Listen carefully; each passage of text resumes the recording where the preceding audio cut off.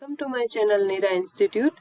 આજના વિડીયો લેક્ચરની અંદર આપણે વનપાલ, વનરક્ષક, બીટ ગાર્ડ, ફોરેસ્ટ ગાર્ડ અથવા તો ક્લાસ 3ની કોઈ પણ એક્ઝામ માટે મહત્વપૂર્ણ ટોપિક તો એ છે અભયારણ્ય, રાષ્ટ્રીય ઉદ્યાન અને જૈવ આરક્ષિત ક્ષેત્ર વિશે વાત કરીશું. હવે વાત કરીએ ને એ પહેલાં તો તમે મારી ચેનલ પર નવા હો ને તો ચેનલને સબસ્ક્રાઇબ કરો, બેલ બટનને ક્લિક કરો કે જેથી કરીને વિડીયોનું નોટિફિકેશન છે ને એ સૌપ્રથમ તમને મળે.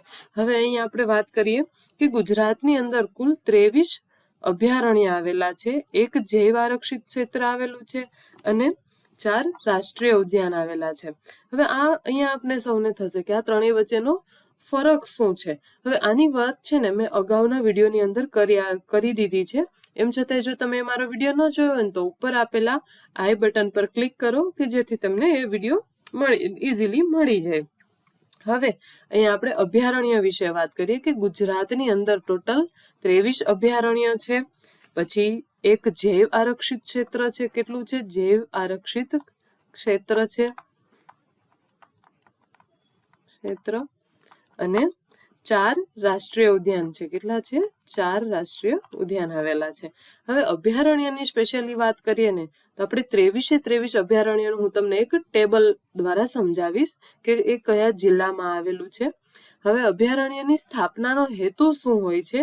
આમ તો અભયારણ્ય જ નહીં પરંતુ જૈવ આરક્ષિત ક્ષેત્ર, રાષ્ટ્રીય ઉદ્યાન એ બધાનો હેતુ છે ને એ સેમ જ હોય છે. શું હોય છે? તો કે કુદરતી વસ્તુની જાળવણી અને જે પશુ પક્ષી છે ને એના સંરક્ષણ માટેનો એનો મેઇન હેતુ હોય છે. હવે અભયારણ્યની અંદર અમુક અંશે માનવ પ્રવૃત્તિ કરવાની છૂટ આપવામાં આવે છે. હવે માનવ પ્રવૃત્તિ એટલે કેવી? તો જેમ કે પશુ ચરાવવાની છૂટ છે, ચરાવવાની અને માનવોને અવર જવર કરવાની, પછી ઝાડ કાપવામાં એ બધી વસ્તુની અમુક વસ્તુની છૂટ આપવામાં આવેલી છે. હવે અભયારણ્યના સંરક્ષણની જવાબદારી છે ને સંપૂર્ણપણે રાજ્ય સરકારની હોય છે. હવે આપણે જોઈએ અભયારણ્ય. હવે આ 23 ગુજરાતની અંદર આવેલા 23 અભયારણ્ય. હવે પહેલું અભયારણ્ય જોઈએ ને તો એ છે બાલારામ અંબાજી અભયારણ્ય કે જે બનાસકાંઠાની અંદર આવેલું છે. પછી જો અહીંયા ડાંગની અંદર આ 3 અભયારણ્ય, આમ તો 4 છે ડાંગની અંદર. પેલું છે બોરસરા, બુનસરા, જીરાપુર અને અહીંયા હજી એક છે રંગાપાથ અભયારણ્ય. આ 4 ડાંગ જિલ્લાની અંદર આવેલા છે. પછી છે નવાગામ અભયારણ્ય જે નવસારી જિલ્લાની અંદર આવેલું છે. પાંખલ અભયારણ્ય જે પંચમહાલની અંદર આવેલું છે. રતનમહાલ જે દાહોદની અંદર આવેલું છે. પછી છે સુલપાણેશ્વર કે જે નર્મદાની અંદર આવેલું છે. અને બરડા અભયારણ્ય કે પોરબંદર અને જામનગર બંને જિલ્લાની અંદર આવેલું છે. હવે અહીંયા છે ગીર અભયારણ્ય કે જે ગીર અભયારણ્ય છે ને એ 3 જિલ્લાની અંદર આવેલું છે.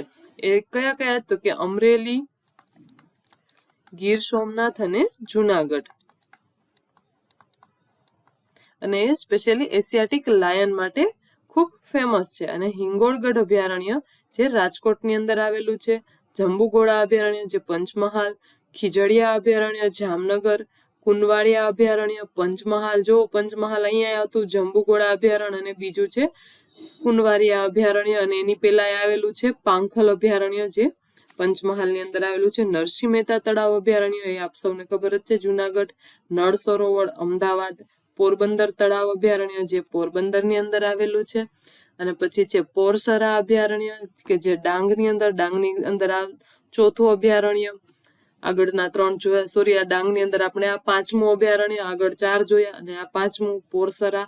પછી છે થોળ તળાવ અભયારણ્ય જે ગાંધીનગર. વાંસદા કે જે નવસારીમાં આવેલું છે અને નારાયણ સરોવર કે જે કચ્છની અંદર આવેલું છે અને બનાસ અભયારણ્ય બનાસકાંઠાની અંદર આવેલું છે. તો ચલો આ હતા અભયારણ્ય ગુજરાતના. હવે વાત કરીએ રાષ્ટ્રીય ઉદ્યાનની. તો હવે રાષ્ટ્રીય ઉદ્યાન એટલે એવો વિસ્તાર કે રાષ્ટ્રીય ઉદ્યાન મતલબ કે એવો વિસ્તાર કે જ્યાં વનસ્પતિ, પ્રાણી અને પર્યાવરણને સંપૂર્ણ કાનૂની સુરક્ષા આપવામાં આવે છે. સંપૂર્ણ રીતે અહીંયા માનવ વસાહત પર સંપૂર્ણ પ્રતિબંધ હોય છે કે અહીંયા કોઈ પણ જાતની માનવીય પ્રવૃત્તિ જો આગળ આપણે જોયું હતું ને અભયારણ્યની અંદર કે થોડા ઘણા અંશે માનવીય પ્રવૃત્તિ પર છૂટ આપવામાં આવે છે. અને અહીં માનવીય પ્રવૃત્તિ જેમ કે શિકાર કરવો, વૃક્ષ કપાણ, ખેતી, માનવ વસાહત વગેરે વસ્તુ પર સંપૂર્ણ રીતે પ્રતિબંધ હોય છે. હવે અભયારણ્યની સરખામણીએ રાષ્ટ્રીય ઉદ્યાન વધારે સંરક્ષિત છે. હવે રાષ્ટ્રીય ઉદ્યાનનું સંચાલન કોણ કરે છે? તો કે કેન્દ્ર સરકાર, જ્યારે અભયારણ્યનું સંચાલન રાજ્ય સરકાર દ્વારા થતું હતું. હવે આ છે આપણા 4 રાષ્ટ્રીય ઉદ્યાન. હવે આ 4 રાષ્ટ્રીય ઉદ્યાન માં છે ને એક આ ગીર નેશનલ પાર્ક છે ને એ અભયારણ્ય પણ છે અને રાષ્ટ્રીય ઉદ્યાન પણ છે. એ છે ગીર જુનાગઢ અને ગીર સોમનાથ જિલ્લામાં આવેલું છે. અને એની ખાસિયત શું છે? તો કે એશિયાટિક લાયન માટે સમગ્ર એશિયામાં વિશ્વમાં એ પ્રસિદ્ધ છે. પછી છે વેળાવદર અભયારણ્ય, વેળાવદર બ્લેક બક પાર્ક કે જે ભાવનગર જિલ્લાની અંદર આવેલું છે, જે કાળા હરણ માટે પ્રખ્યાત છે તથા તો વિવિધ પક્ષીઓ માટે પણ જાણીતું છે. પછી છે મરીન નેશનલ પાર્ક કે જે જામનગરની અંદર આવેલું છે અને એ ભારતનું પ્રથમ નેશનલ પાર્ક કે જે દરિયાઈ જીવસૃષ્ટિ માટે ખૂબ પ્રસિદ્ધ છે. પછી છે વાંસદા નેશનલ પાર્ક કે જે નવસારીની અંદર આવેલું છે અને જે ઘન જંગલો અને અનેક પ્રકારની જંગલી પ્રાણીઓ માટે જાણીતું છે. જો અહીંયા ઘન જંગલો, ઘણા એકદમ ઘાટા જંગલો માટે પણ પ્રખ્યાત છે. કયું? તો કે વાંસદા નેશનલ પાર્ક.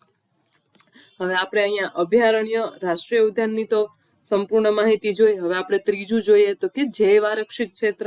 હવે જૈવ આરક્ષિત ક્ષેત્રની અંદર શું હોય છે? તો કે રાષ્ટ્રીય ઉદ્યાન અને અભયારણ્યની સ્થાપના છે ને એ રાષ્ટ્રીય માપદંડના આધારે થાય છે, અને જ્યારે જૈવ આરક્ષિત ક્ષેત્રની સ્થાપના છે ને એ આંતરરાષ્ટ્રીય માપદંડના આધારે થાય છે. હવે જૈવ આરક્ષિત ક્ષેત્ર મેં તમને શરૂઆતમાં જ કીધું કે ગુજરાતની અંદર માત્ર ને માત્ર એક જ જૈવ આરક્ષિત ક્ષેત્ર આવેલું છે અને એ છે કચ્છની અંદર આવેલું છે. હવે જૈવ આરક્ષિત ક્ષેત્રની સ્થાપના છે ને પ્રાકૃતિક અને સાંસ્કૃતિક વિવિધતાના સંરક્ષણના હેતુથી કરવામાં આવે છે. પ્રાકૃતિક અને સાંસ્કૃતિક તો અભયારણ્ય અને રાષ્ટ્રીય ઉદ્યાન દ્વારા પણ કરવામાં આવે છે, એનો હેતુ પણ એ જ છે. પરંતુ જૈવ આરક્ષિતની અંદર વિશેષપણે પ્રાકૃતિક અને સાંસ્કૃતિક બંને વસ્તુ જળવાઈ રહે ને એના માટે ધ્યાન રાખવામાં આવે છે. હવે અહીં જૈવ વિવિધતાની બાબતે સંશોધન અને પ્રશિક્ષણ માટે ખાસ સવલત ઊભી કરવામાં આવે છે. જો અહીંયા સંશોધન પણ કરી શકાય છે. શું? જૈવ વિવિધતાને અંતર્ગત આપણે સંશોધન પણ કરી શકાય છે અને એમનું શિક્ષણ પણ મેળવી શકાય છે જૈવ આરક્ષિત ક્ષેત્રની અંદર. હવે અહીં તમામ પ્રકારની માનવીય પ્રવૃત્તિ પર પ્રતિબંધ હોય છે. હવે ગુજરાત રાજ્યમાં હાલમાં એક જ જૈવ આરક્ષિત ક્ષેત્ર છે અને એ છે કચ્છનું જૈવ આરક્ષિત ક્ષેત્ર. તો હવે આ ક્ષેત્ર વિશે વાત કરીએ કે કચ્છનું જૈવ આરક્ષિત ક્ષેત્ર છે ને એ 12,454 કિલોમીટરના વિસ્તારની અંદર ફેલાયેલું છે. હવે આ કચ્છના રણ વિસ્તારની અંદર કચ્છનું ગ્રાસલેન્ડ અને કચ્છનું વાઇલ્ડ એસ સેન્ચ્યુરી આ વિસ્તાર જે છે ને એને આવરી લે છે. કયો? તો કે ગ્રાસલેન્ડ અને કચ્છનું વાઇલ્ડ એસ સેન્ચ્યુરી છે ને એને આવરી લે છે. અનોખા રણના પરિસ્થિતિ તંત્ર અને સમુદ્ર કિનારાનો વિસ્તારનું સંયોજન ધરાવે છે આ જૈવ આરક્ષિત ક્ષેત્ર. અહીં એશિયાટિક વાઇલ્ડ એસ મતલબ કે જેને આપણે ખર કહીએ, પછી ફ્લેમિંગો, ડેઝર્ટ ફોક્સ, કાંગાર અને દુર્લભ પક્ષીઓ જોવા મળે છે. ધન્યવાદ. જો તમને આજનો મારો આ વિડીયો પસંદ આવ્યો હોય તો વિડીયોને શેર કરો. નેક્સ્ટ વિડીયો તમારે કયા ટોપિક પર જોઈએ છે એ મને કમેન્ટ કરો અને વિડીયોને લાઈક કરવાનું ભૂલશો નહીં અને ચેનલને સબસ્ક્રાઇબ તો કરી જ દેજો.